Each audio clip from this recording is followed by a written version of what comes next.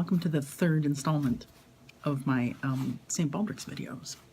We're getting really close. April 2nd is the big shave day, and the team is doing very well. We're on our way to $8,000. Thank you to everybody who's donated so far. The team overall has broken the $150,000 mark. Fantastico.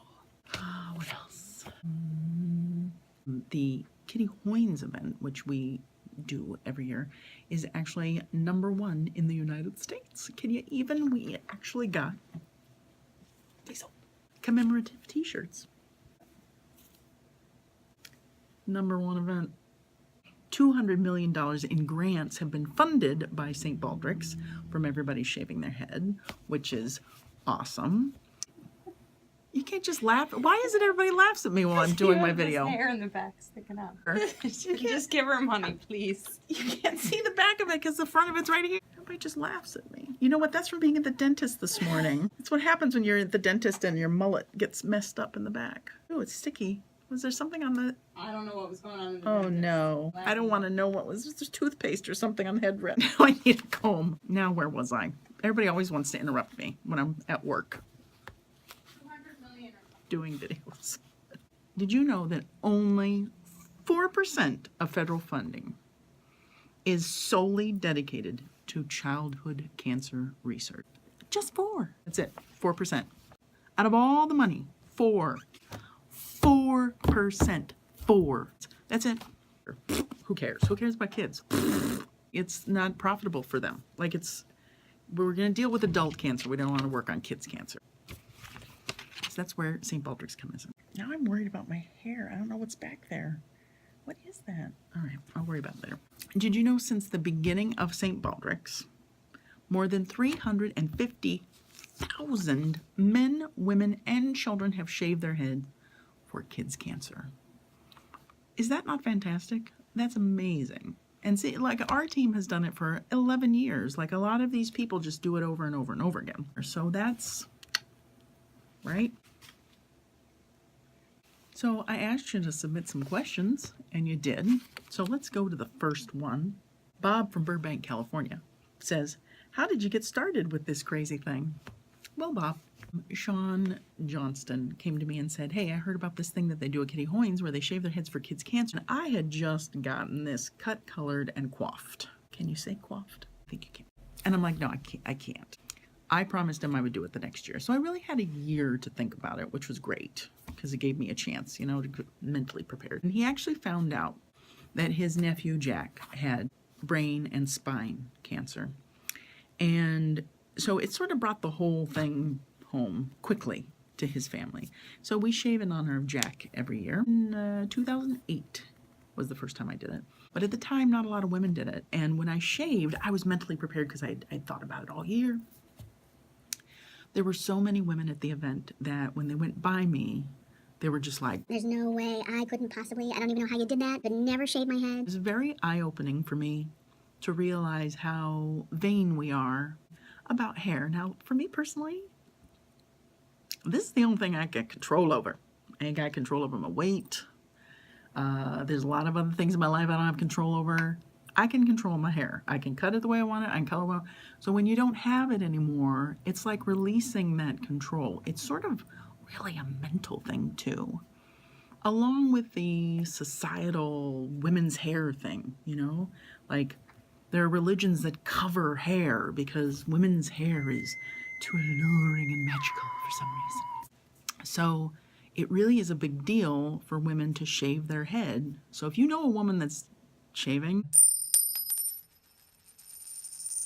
make sure you donate money to them, like a little extra, because it's a big deal. I just shaved my head. It wasn't that big a deal. It was something, and I didn't realize it until it happened. Alan from Coffin Top, Georgia. There's a place that sounds like it's a bundle of joy. He asks, this whole knighthood thing, what is that about? Well, Alan, I'll tell you. There are several stages in the process of shaving your head that St. Baldrick's awards you a title. So, for instance, if you do it 3 times in a row, you're a SQUIRE in St. Baldrick's. And they have like 35,000 people that are squires. Like, they've done a ton of them. If you do it for 7 times, you become a knight. So this year, I'm becoming a knight. So now, when people say, "Can I help you, sir?" I say, "Thank you." Because that does happen to me all the time. Never when I'm bald, though. People don't say anything when I'm bald. They just go, "Oh, that poor guy is sick." When I have hair, when I look like this, so, "Hey buddy, can I help you with something?" All the time. If you do it 10 times in a row, become a commander of the Knight's Guard or something like that. And that's actually, Sean has done it that many times. So there's like a little over 1,000 people have done that. There's almost 4,000 people have become knights. Tippy top row is Crusader of St. Baldrick's. And that's 15 times you have to shave. There's only 49 people that have become Crusaders. You know I gotta be a Crusader now. I have to go for it. I'm going. I'm doing it. You can't make me stop. Our third question is Eloise from Crapstone, England. Well, that's another peppy place. "Hello, I'm from Crapstone. Your most memorable moment from shaving your head for St. Baldrick's?" Okay. Most memorable. I'm going to say it's the first year I shaved. And we went from there to a bar around the corner to hang out and celebrate and have a couple drinks.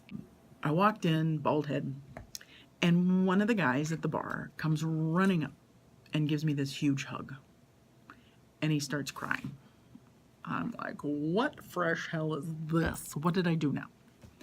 So he holds me kind of arm's length and says, "I want to thank you for what you did. Because I was a kid with cancer. And it was only because of people like you that do this that I survived and I'm standing here today." And it was at that moment that I really was like, mind blown.